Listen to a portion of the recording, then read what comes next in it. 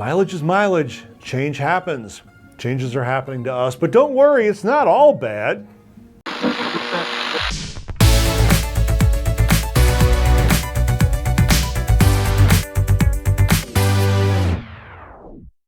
Hi, I'm Rick Higgins, and today's not going to be a real happy video because we're talking about betrayal.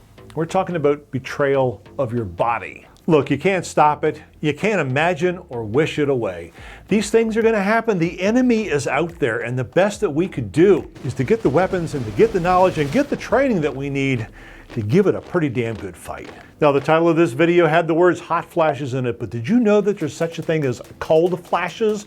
The list of things that we're about to go over that are going to happen to you, well, the list is long, the list is nasty. The list includes things like man boobs. Yeah, I warned you, this isn't going to be a happy or a fun discussion, but it's one we actually have to have because this is not going to go away, guys. It's something we got to face. Okay, hot flash time. Seems like a good place to start. This is actually called andropause in men, by the way. Changing hormones, mostly testosterone. And besides the little extra warmth it gives you, well, being over 50, you also get the gifts of muscle loss, a low libido, weight gain, those man breasts I mentioned, mood swings, and fatigue. So yeah, men get hot flashes just like women, only we get them a little bit differently. Now, I got to admit right up front that everybody is different. My story may not be your story, and yes, I'm about to overshare my life, so a viewer beware. But all of these things that I am about to tell you that are happening to me or that could happen to you, they may not happen to you. And again, you may get them all. Okay, let's start with hot flashes. From what I've seen in women, theirs are rather sudden. You know, at one point they're hot in their normal, hot, sexy way. And then all of a sudden they've been thrown into a pizza oven with the volume turned up to, well, 11,000. They get hot quickly. For men, at least for me, the temperature change was much more gradual, both to start and to kind of fade away. Now, my particular hot flashes, they started in my 40s, so that decade of my life, well, it kind of sucked. It sucked for a lot of other reasons too, but it sucked a lot for this one. Now, I don't get hot flashes as much as I get night sweats. The drenching, inundated, you are completely soaked, you, the bed, the wife, the neighbor's yard, the dog 2 streets over, you get the idea. I get those kind of sweats. And I am really, really sorry to have put that mental picture in your head, but fear not. There are things we can do about them. Maybe not the mental image that I just gave you, but there are things we could do about the night sweats and everything else on the list. For starters, I highly recommend a king-size bed, and I highly recommend that you learn to sleep right on the edge of said king-size bed. Why? Because when you drench that little 3-foot swath that you're in, you're just one roll away from a nice big dry swath. You've got a good 2 or 3 rolls in you at night before your problem is not so much night sweats, but it's the argument with your spouse over personal space. Okay, let's get serious for a second. What is actually happening? It's hormonal changes. It is fluctuating testosterone. Now, it could be you could have a linear drop from, hey, I'm a big manly man, right down to, hey, I'm an utter complete wimp. But for most of us, it's more of a roller coaster ride. It is highs and lows as your levels peak and valley, and it's not a completely pleasant ride. Now, these symptoms that you're going through can be caused by other things like stress or persistent worry. They can be caused by, well, your poor health habits. You know, the food, the booze, the smoking, everything else that you're putting in your body that you shouldn't. They can also cause these type of symptoms, these types of issues. But generally speaking, when you start feeling tired, fatigued, and not like yourself, something's going on with your hormones. So how long does this take? Well, it actually kind of surprised and saddened me to learn that for women, it takes about 10.2 years before they get over the hot flashes. That's a lot of time to invest in something that you really don't want to invest in. For men, it depends. For me, for most of my 40s, that was my roller coaster ride. That was my decade. But now that I'm 60, I'm actually starting to go through some of this again. It doesn't feel like the same amusement park ride though. It kind of were before. It was when you just got into the train car and all of a sudden you're going up and down the dips and the hills. Now it feels more like you're just getting ready to pull into the station. So actually, I guess this is a great time for me to actually tell you my story. Now in my 40s, this crap was strong. I was fatigued, I was tired, I was grumpy.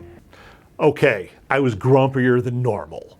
And so I went to see a doctor and I got my levels tested, and sure enough, they were low. They were well below the threshold of low T. And I thought, hallelujah, amen, a pill, a salve, an injection, something he was going to give me, and I was going to feel like myself again. Alas, it was not to be, because it's not just one test you got to take. In my case, it was 3. I had to have 3 consecutive spaced out tests of below threshold testosterone. I did not. I could only manage 2, sometimes 1, and then I would rebound right back up to, I am full of testosterone. And it just kept going like that for years and years. And no matter how much begging, pleading, bribery, or blackmail I tried to put against this physician, this doctor, he was not going to give me replacement therapy.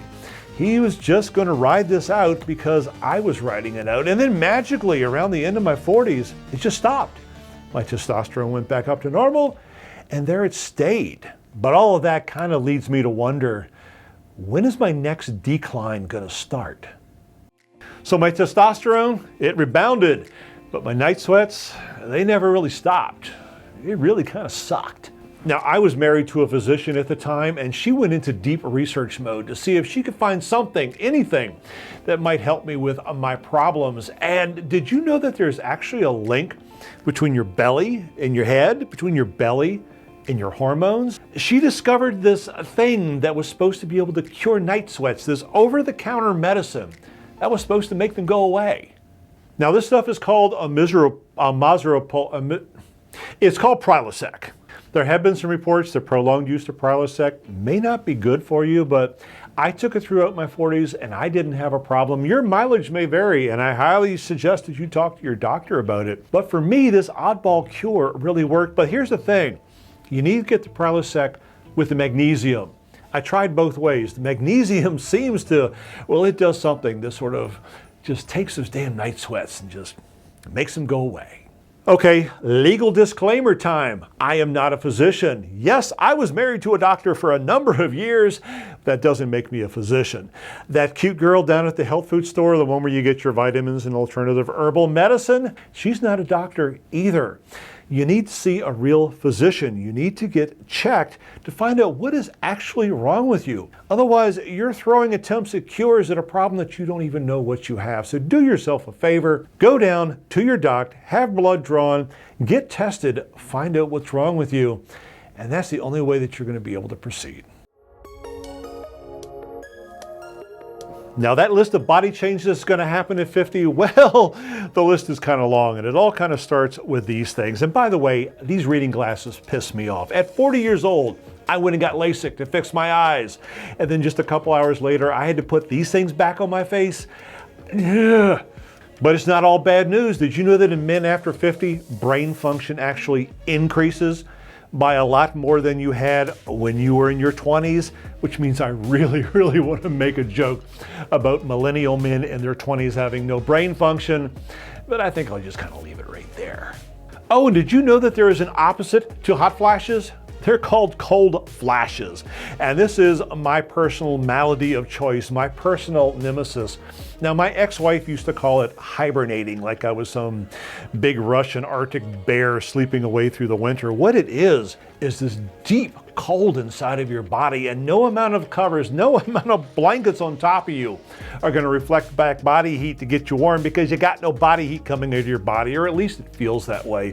It's really odd because you can feel the temperature around you, can feel that the room is warm, but everything inside of you is like a block of ice. Like you want to save money and turn off the freezer and climb in it and keep everything cold because, well, you're not radiating heat, you're radiating cold. Okay, not to keep beating this poor, sad, dying horse, but after a certain age, things do change. Your skin is going to thin. Those bags under your eyes, they're going to start. And if you don't have them already, you're going to get them. Your muscle mass, it's going to decrease. Your ability to store fat is going to increase. Those man boobs are not a joke. And going to the gym and doing a simple quick fix just isn't going to work the way it used to. But fear not. Progress can be made, only it's going to be different. Like you are different than me, and I am different from that guy over there. We're all going to be on a different path. But the one thing we have in common is that everything we think we know, everything that we are used to is going to change. And we're going to have to find out what those changes are within ourselves for each of us. And the other thing we're going to have to do better is to have better mindsets, to understand where we are, understand the reality of our lives, and to move forward. Now, I could do a lot of research and I can give you a lot of really sound advice on where you should go and what you should do. But I think instead, I'm just going to continue on with the litany of problems and telling you all the really horrible bad things that are going to happen to you. Okay, I lied. I'm actually going to give you 5 suggestions, 5 things that I think you should try to kind of get through, well, these changes that are happening to you. Number 1, if you think you are suffering from low testosterone, go get checked. Replacement therapy can help, but only your doctor can tell you if you're low on low T. Now, I will tell you that the symptoms of low T, they tell you that it's fatigue, it's tiredness. What they don't tell you, what they can't make you understand is that you're not going to feel like a man. And it's really hard to put into words. It's everything that you know about yourself, everything that you feel about yourself, every bit of manhood feels gone. And it's not libido, it's not sex drive, it's not any of that. You just will not feel like a man. And by seeing your doctor, by getting tested, and if you are eligible, getting replacement therapy, you are going to feel a lot better. Now, it does take time when you do start rebounding and start getting more testosterone. You're not going to be taking a Motrin and your headache goes away. You are going to build back up, but that non-man feeling can return. Suggestion number 2, while you're at your doctor getting your low T tested, have them test for other low things as well. I'd mentioned earlier that when I turned 50, I had some blood work done thinking it was low T, and it turned out to be something else. It was low vitamin D, which is really odd. I live here in the tropics of Miami. You would think the sun would. But anyway, no, my vitamin D levels were seriously low. And it actually mimicked a lot of the feelings that you get with low testosterone. Extreme fatigue, extreme tiredness, apathy. You just don't feel like doing anything. You don't feel like being yourself. I got on replacement therapy for that mega doses of vitamin D. And again, like testosterone replacement therapy, it took a while. It took 3 months. But I did feel like myself. Now, bear in mind with number 1 and number 2, you need to keep these things checked. I let the vitamin D kind of slip. I'm low again. I can feel it again. So replacement isn't a one and done. It's a continue monitoring and continuing replacing and continue feeling better. Number 3, even when you get your body chemistry stabilized, your body is still going to change. For instance, your joints are not as fluid as they used to be. You're going to have to change some nutrition. You're going to have to change a lot of exercise. If you used to be a runner, maybe you can't run anymore. Maybe you're going to have to take up a bicycle. Maybe your bone loss is going to start increasing. Actually, it's not a maybe. Your bone loss is going to start increasing. And so you're going to need to do some strength training. You're going to need to go find a physical fitness trainer to tell you how to live safely. And you're going to have to stress your bones so that your mind and your body gets the message that you want to keep them where they are and they don't need to start giving away calcium. Tip number 4, you need to be a camel. When you were in your 50s, men, you were only 54% water. A couple decades ago, you were a hell of a lot wetter. You're a desert now. You need to drink more. And I'm not talking about drinking stuff with a proof or an alcohol percentage by label sitting on it. No, I'm talking about water. And no matter how much water you think is enough, you need to drink more. This is my personal nemesis. Even when I think I am drinking the proper amounts, I'm not drinking the proper amounts. But when I actually do stay hydrated enough where I may have to get up a couple times a night to go pee, I feel so much better. Water is the lubrication of your body. It's what makes your organs work. It's what makes your joints work. It's what makes your brain work. So if we're going to be only 54% water, well, let's keep it that way and see if we can bump it up to 55.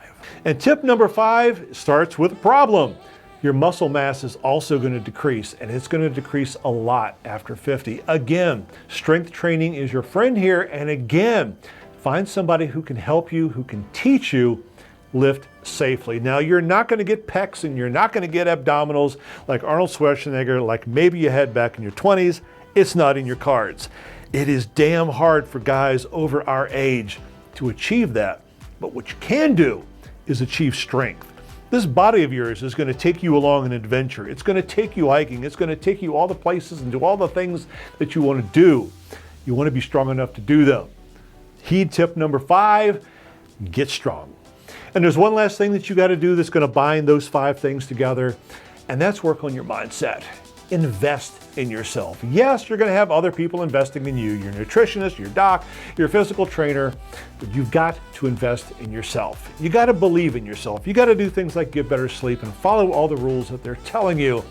And while you're at it, maybe go to Amazon and buy some better shirts, because you really want to hide those man boobs until those other 5 suggestions helps you get rid of them.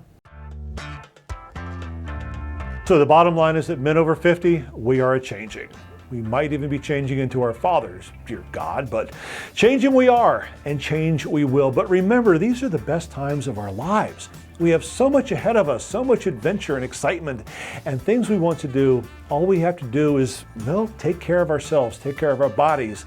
If you wanted to go on a long road trip, you would take that old jalopy of a car down to the mechanic and get it a tune-up, and then you'd have peace of mind knowing it would get you to where you want to go. It ain't no different than what you got with your body, no different than what you got with your mind. So with that, be healthy, be happy, and we'll talk to you real soon.